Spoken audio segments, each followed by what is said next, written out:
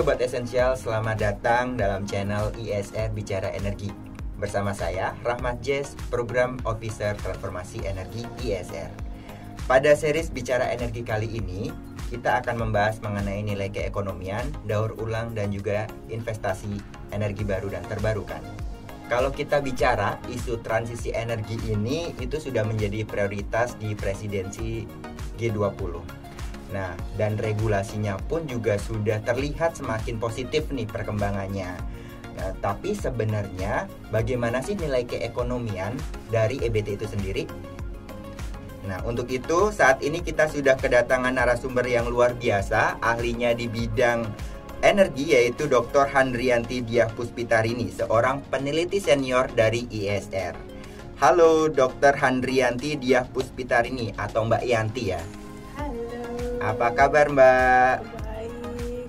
Oke, Mbak Yanti di sini kan sebagai peneliti senior ISR. Nah, untuk pertama nih kita akan kenalan dulu dengan Mbak Yanti sebagai researcher di ISR.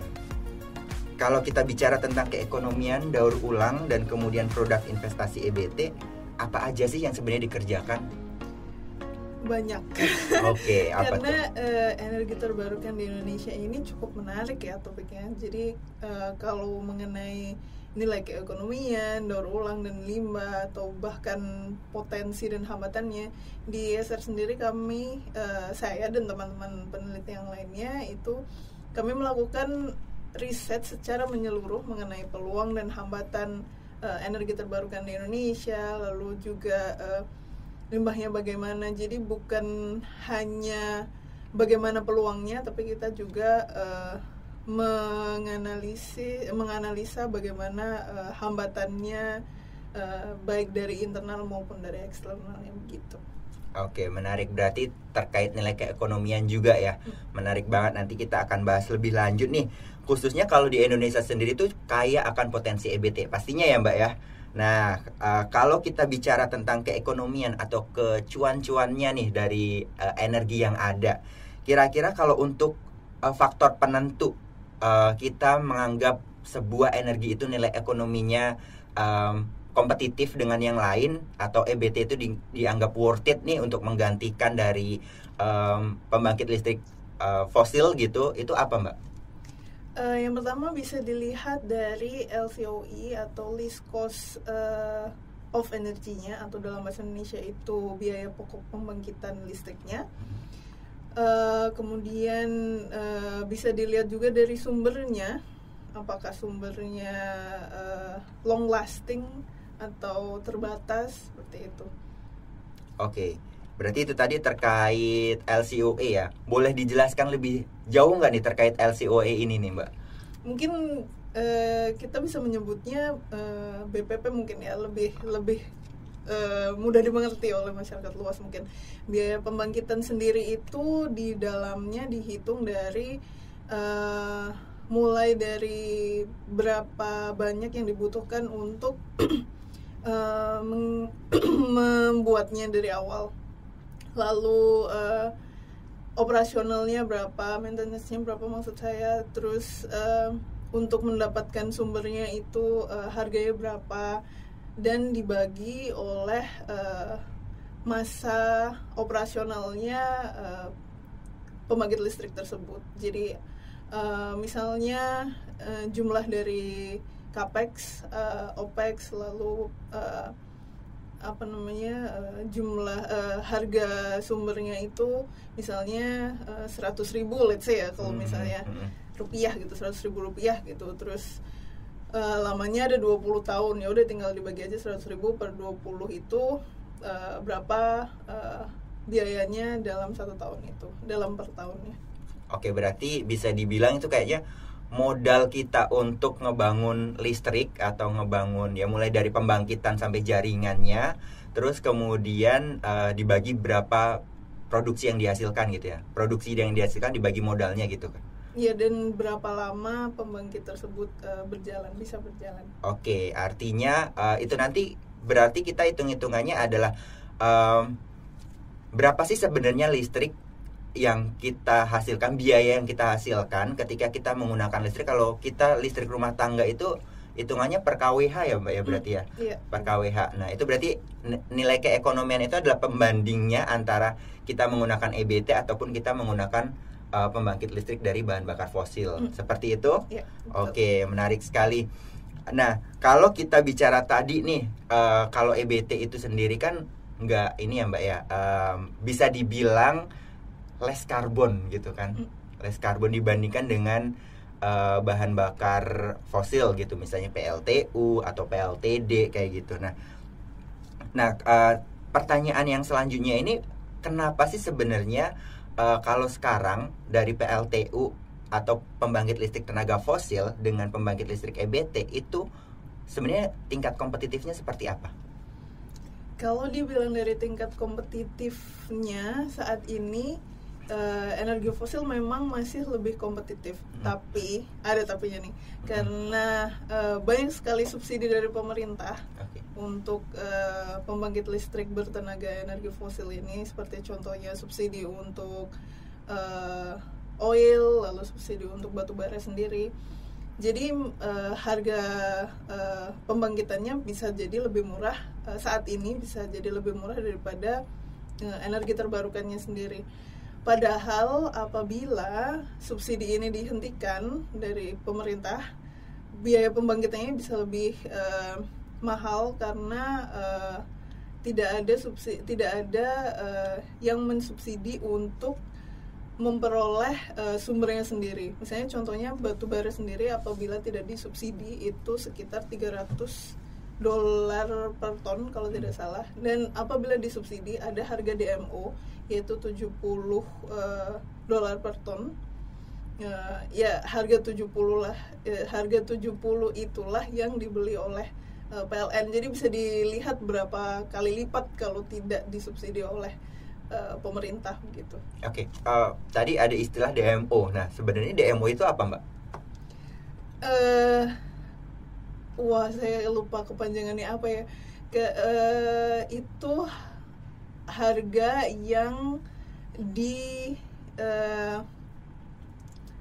yang dibeli oleh PLN gitu. Oh, berarti untuk memenuhi konsumsi dalam negeri gitu ya. Biar nggak diekspor keluar, makanya harga batu baranya itu diwajibkan untuk dijual dalam negeri tapi dengan harga yang 70 tadi. Nah, itu berarti range 70 ke 300-nya itu disubsidi. Iya. Dari pemerintah. Wow, cukup banyak sekali ya, itu hampir berapa kali lipat ya itu? Hampir mungkin 4 kali lipatnya itu disubsidi oleh pemerintah ya. Oke. Nah, kira-kira berarti dengan strategi apa sih sebenarnya energi terbarukan itu bisa lebih kompetitif? Kalau tadi ngelihat kita subsidi ternyata banyak diberikan kepada energi fosil gitu. Nah, kalau kita pengen energi terbarukan nih karena kita anggapannya itu less carbon, ya dia harus lebih kompetitif. Nah, gimana nih Mbak caranya? Nah, ini pertanyaan menarik sebenarnya, karena kalau dibilang kompetitif untuk yang energi terbarukannya sendiri, itu harus dilihat dari yang pertama supply chain-nya dulu. Apakah di Indonesia ini bisa memproduksi teknologinya sendiri atau para developer ini harus impor. Nah, berdasarkan survei yang telah kami lakukan tahun lalu, developer ini bilang kalau mereka memang bisa memperoleh teknologi dengan kualitas bagus, tapi dari luar. Nah, untuk importnya sendiri kan butuh tambahan dana, tambahan investasi.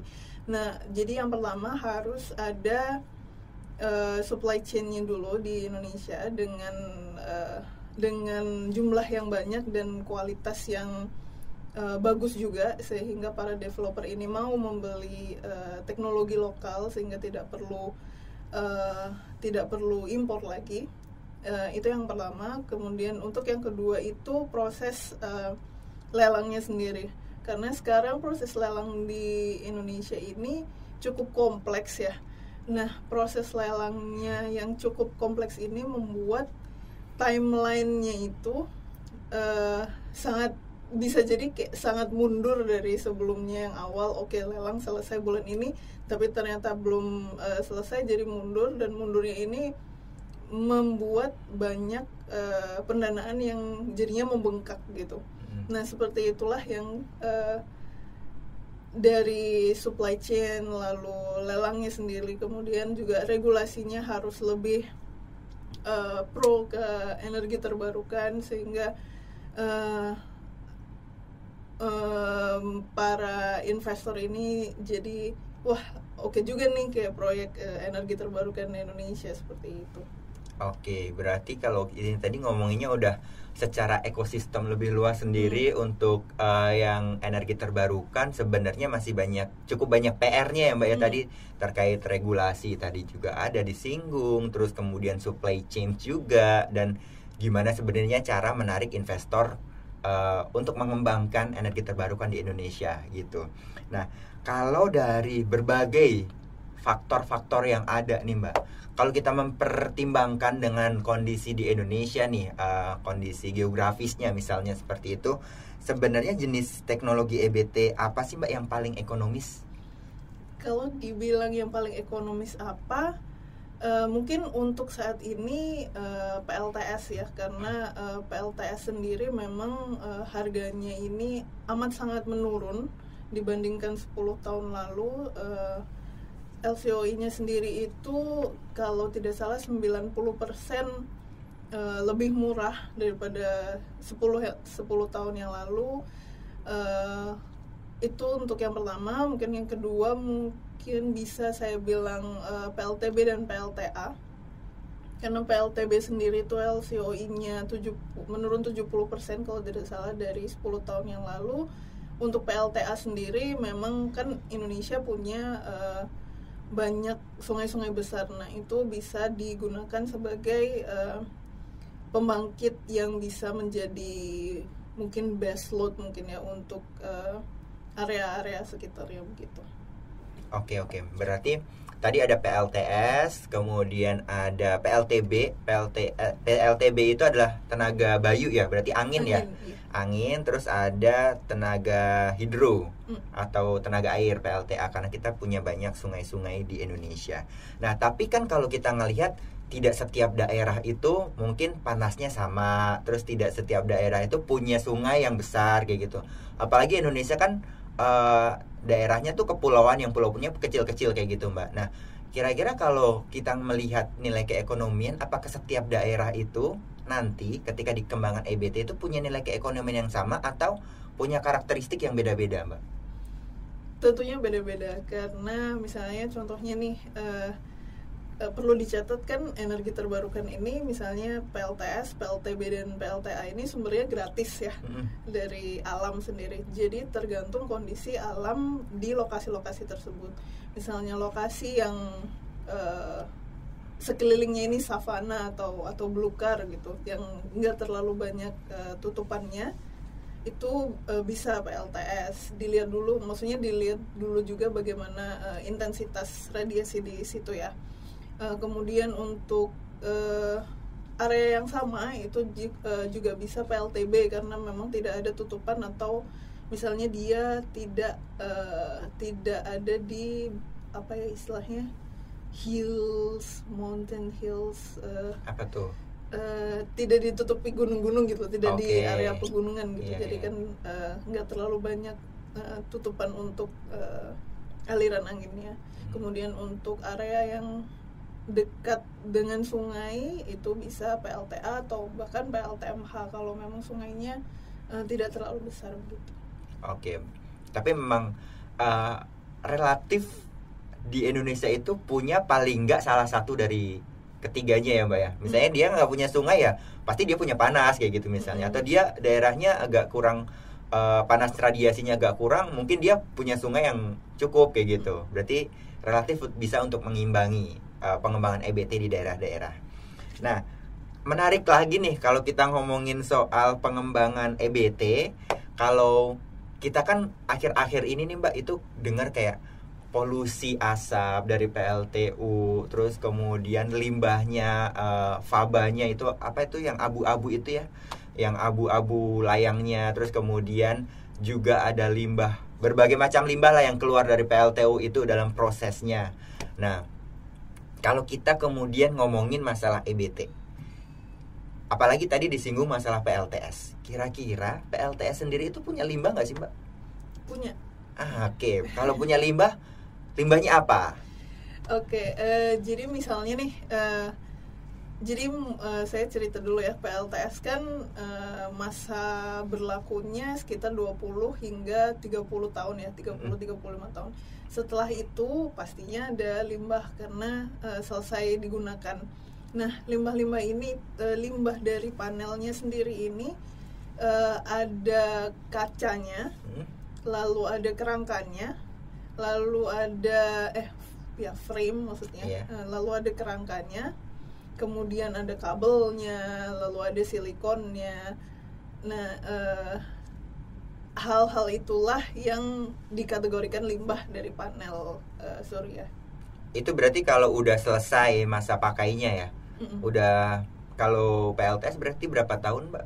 Untuk masa 20 sampai 30. Oke, 20 sampai 30 tahun. Tapi itu bisa memungkinkan untuk didaur ulang atau itu udah jadi limbah gitu aja Mbak? Sangat mungkin. Oke, kalau sangat mungkin, menariknya bisa dijadiin apa sih? Nah, ini yang menarik karena memang limbah dari teknologi energi terbarukan ini cukup menarik interest saya akhir-akhir ini ya. Jadi untuk panel suryanya sendiri, kacanya, jadi intinya itu panel surya jika ingin didaur ulang itu harus dibedah, apa sih itu, dibongkar ya, benar, harus dipisahkan per materialnya. Jadi kaca, kerangka, frame itu bisa digunakan jadi bahan material bangunan atau furniture, mebel gitu. Itu bisa digunakan. Kemudian kabelnya pun juga bisa digunakan ulang. Yang mungkin tergolong B3 itu ada silikonnya sendiri, lalu ada timah dan mungkin nikel dari panelnya dan baterai. Limbah yang tergolong B3 dari panelnya sendiri itu hanya sekitar 10% dari total volume si panelnya ini. Jadi bisa dibayangkan 90%-nya ini masih bisa didaur ulang. Dan bahkan untuk silikonnya sendiri ada satu perusahaan di Prancis, saya lupa namanya, itu yang berusaha untuk mendaur ulang si silikonnya ini jadi panel baru atau jadi bahan bakunya baterai kalau tidak salah. Oke, itu tadi cukup banyak sebenarnya, 90% nih. Kalau dari pernyataan Mbak Yanti itu bisa didaur ulang. Cuma ada 10% yang memang dia limbah kimia berbahaya, misalnya seperti itu ya Mbak ya. Nah, tapi kalau dari 90% yang bisa didaur ulang sendiri, kalau tadi disebutkannya di Perancis, kalau di Indonesia sendiri ada nggak Mbak yang mendaur ulang itu prosesnya? Nah, ini menarik karena Indonesia ini istilahnya demand-nya kan belum terlalu banyak karena tahun lalu pun energi terbarukan ini persentasi yang digunakan dalam energi mix-nya hanya 11%, 11,7%. Jadi memang demand-nya belum banyak dan belum ada perusahaan yang berusaha untuk mendaur ulang ini. Karena kalau misalnya nih kita sebagai pelaku bisnis pasti kalau mau membuka suatu usaha pasti lihat ada demand-nya nggak, ada peluangnya nggak. Nah, untuk sekarang memang belum ada perusahaan yang seperti itu. Namun bisnis ini sangat menarik untuk dilakukan karena demand-nya ini akan sangat meningkat di 10 hingga 15 tahun ke depan gitu. Oke, berarti tadi udah bisnis ini sangat menarik. Itu artinya peluang investasi juga nih untuk teman-teman sobat esensial yang mau berinvestasi di proses daur ulang gitu. Nah, kalau tadi ngomongin PLTS, sementara tadi disebut juga ada PLTB. Kalau PLTB sendiri ada limbahnya juga nggak, kalau PLTB yang muter-muter itu kincirnya? Ada dong. Apa tuh bagian yang mananya coba? Jadi memang kalau PLTB ini masa pakainya kalau tidak salah minimal 30 tahun ya. Dan setelah itu memang tidak bisa digunakan. Nah, itu kalau saya ingat dengan benar itu ada 96% dari materialnya itu bisa didaur ulang. Hanya 4%-nya yang tidak bisa didaur ulang, dan itu bagian dari rotornya. Nah, itu kalau misalnya kita mau pisah-pisah, baling-balingnya, lalu tiangnya, lalu pondasinya dan kabel-kabelnya itu bisa didaur ulang. Bahkan ada kalau nggak salah ada satu rumah di Amerika itu yang atapnya itu dari baling-baling PLTB ini. Dan kenapa si yang punya rumah ini memutuskan hal tersebut, karena memang baling-balingnya ini sangat kokoh dan solid, dan yang pastinya anti bocor. Okay. Jadi dia kayak, oh ya udahlah dijadikan atap aja gitu. Dan itu dia bilang kalau dia tidak membayar dengan harga yang cukup mahal untuk mendapatkan baling-baling tersebut gitu. Oke, ternyata bisa, karena memang itu kan kalau PLTB kan memang bentuknya kayak kincir yang cukup tinggi, dan baling-baling juga cukup besar, dan bisa dijadikan juga sebagai komponennya, bisa dijadikan sebagai bahan bangunan gitu. Tadi misalnya buat atap ketika yang di Amerika itu tadi. Nah, tapi kemudian kalau kita bicara mengenai proses daur ulang, sebenarnya manfaatnya sendiri ketika kita mendaur ulang, kayak mendaur ulang teknologi EBT itu tadi, mungkin dari PLTS ataupun PLTB, itu punya manfaat apa, Mbak? Yang pertama, limbahnya semakin berkurang. Jadi kalau langsung dibuang gitu aja kan pastinya wah limbah tuh besar banget. Kalau didaur ulang atau digunakan kembali itu pastinya limbahnya semakin berkurang. Terus yang kedua juga ada nilai ekonomis dalam mendaur ulang tersebut.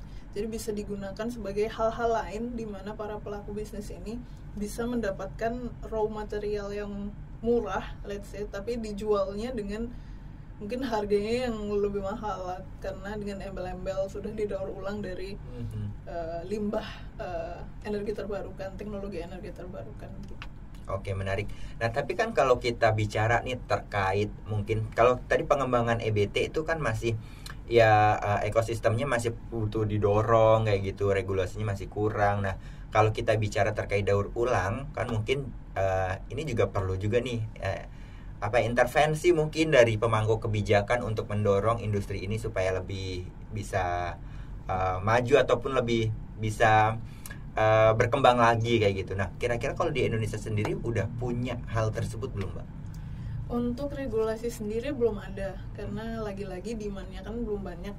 Yang sudah diatur itu mungkin hanya pengelolaan limbah B3-nya sendiri, dan itu tidak ada spesifikasi khusus untuk teknologi energi terbarukan. Jadi memang masih general limbah B3, dan untuk pengolahan sampah limbah energi terbarukan, let's say, itu masih belum ada. Oke, berarti kendalanya kira-kira apa kalau Mbak Yanti melihat dalam proses pengembangan daur ulang ini? Apakah dari sisi regulasinya yang kayak kurang kenceng atau dari hal lain? Yang pertama mungkin lagi-lagi demand-nya belum ada ya, belum terlalu besar. Menurut pendapat saya sendiri itu kemungkinan besar regulasi pelaku bisnis itu akan mulai masuk atau mulai boom itu 5 hingga 10 tahun ke depan sih. Karena dilihat dari misalnya misalnya PLTS ini mulai booming tahun ini, berarti nanti bisa dipakai kan sekitar hingga 2042. Nah, 5 hingga 10 tahun ini pemerintah mulai tuh ancang-ancang regulasinya bagaimana, lalu pelaku bisnis sudah Indonesia udah mulai ke energi terbarukan nih, terus mereka mulai masuk untuk membuka bisnis mengenai daur ulang sampah gitu sih. Oke, nah berarti sebenarnya tadi kalau kita ngebahas dari awal sampai ini tadi nih kita belum selesai nih Mbak, tapi kita sampai di pertengahan ini kita udah punya poin.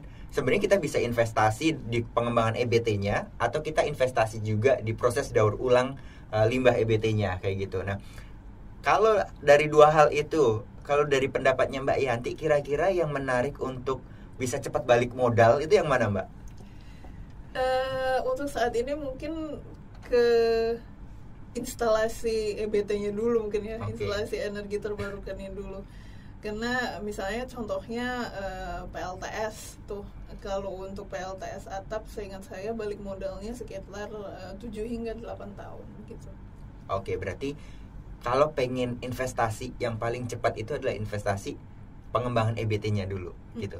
Tapi kalau kita sebagai masyarakat atau warga rumah tangga nih gitu kan, yang kita kayaknya nggak bisa nih kalau ngebangun pembangkit listrik skalanya besar gitu. Tapi kalau untuk skala rumah tangga sendiri, itu kira-kira peluang investasi dan pengembangannya seperti apa, Mbak? Ini cukup menarik karena memang akhir-akhir ini mulai banyak yang menggunakan PLTS atap, di mana seperti yang sudah saya bilang tadi, kembali modalnya itu 7 hingga 8 tahun. Memang terlihat sangat besar investasi yang dibutuhkan di depan kalau langsung membeli tanpa istilahnya kredit. Jadi memang investasi yang dibutuhkan di depannya ini sangat mahal. Tapi 7 hingga 8 tahun lagi balik modal, kemudian ada punya listrik sendiri tuh waktu siang, jadi nggak terlalu menggunakan listrik dari PLN kalau on grid ya. Jadi ya cukup menarik juga nih untuk mempunyai PLTS atap yang bisa menghasilkan listrik sendiri untuk rumah kita sendiri. Tapi kalau kita bilang kita ngembangin listrik di rumah kita sendiri, secara aturan itu memang boleh atau malah melanggar, Mbak? Boleh, karena sekarang pun pemerintah sudah mengeluarkan Permen SDM 26 tahun 2021 kalau tidak salah. Itu menyatakan bahwa orang-orang yang mempunyai PLTS atap ini bisa ekspor listriknya 100%. Kalau misalnya ada surplus listrik yang tidak digunakan di waktu siang, itu bisa diekspor ke jaringan PLN 100%, dulunya hanya 65%. Jadi dengan adanya regulasi-regulasi ini sudah membuktikan bahwa memang semakin pemerintah semakin welcome mungkin ya untuk para pengguna listrik di skala rumah tangga ini untuk menghasilkan listrik sendiri. Tapi perlu dicatat juga masih banyak hal yang harus ditingkatkan mengenai regulasi pemakaian penghasilan listrik di rumah tangga ini. Oke, berarti sebenarnya pemerintah itu juga udah punya aturan yang mendukung instalasi listrik di rumah sendiri kayak gitu, Mbak ya. Dan itu tapi sebenarnya itu juga belum cukup. Maksudnya masih butuh lagi penambahan regulasi supaya memang lebih banyak orang yang sekiranya mau nih, karena kalau regulasi yang sekarang tuh sebenarnya kalau yang disampaikan Mbak Yanti, kita sendiri bisa produksi listrik di rumah, kalau kelebihan ya kita jual nih ke PLN gitu. Nah, dari hal itu berarti manfaat secara lebih jauhnya, kalau tadi kan kalau di siang hari kita nggak perlu pakai listriknya PLN gitu. Nah, tapi kalau manfaat sendiri kita instalasi listrik secara lebih jauhnya apa, Mbak? Irit. Okay. Jadi nggak terlalu banyak bayar listrik kan jadinya. Okay. Terus kalau misalnya off grid, misalnya PLTS off grid, listriknya juga bisa digunakan waktu malam. Jadi memang punya listrik sendiri gitu. Saya juga pengen gitu. Oke, berarti secara bayar bulanannya pun juga akan lebih irit nih, karena nggak perlu yang bayar, karena kita udah punya listrik sendiri yang nggak perlu ngambil dari PLN gitu. Oke, baik, menarik sekali ya pembahasan kita hari ini. Nah, untuk itu aku ingin mengucapkan juga terima kasih kepada Mbak Yanti yang sudah hadir hari ini tuh memberikan insight terkait energi terbarukan tapi dari sisi percuanan gitu, karena memang ini kita ngebahas masalah investasi gitu, termasuk investasi dari instalasi, kemudian dari juga proses daur ulang, dan ternyata kita sebagai warga yang mungkin kita bisanya cuma produksi listriknya skala rumahan, itu juga sebagai bentuk investasi juga, karena kita bisa instalasi listrik di rumah kita. Nah, untuk itu terima kasih sekali lagi kepada Mbak Yanti yang udah hadir ya kesempatan pada kali ini di tengah kesibukan yang luar biasa dalam riset-riset terkait energi terbarukan, tapi masih menyempatkan hadir. Untuk Sobat Esensial, terima kasih saya ucapkan juga yang sudah menyaksikan podcast kali ini. Dan saya rasa juga kalau teman-teman tadi menyaksikan dari awal sampai akhir itu juga udah punya pikiran nih, di bidang apa sih saya mau investasi, apakah mau instalasi EBT atau daur ulangnya. Untuk itu tetap saksikan podcast ISR Bicara Energi, karena kita punya seri-seri selanjutnya yang cukup menarik, khususnya dalam membantu Indonesia mencapai net zero emission. Follow sosial media ISR di Instagram dan juga Facebook dengan cara cari isr.id, atau kalau teman-teman mau follow di LinkedIn dan juga Twitter, cukup mencari dengan IESR. Nah, dari sana teman-teman akan mendapatkan update mengenai transisi energi dan juga lingkungan. Terima kasih dan sampai jumpa.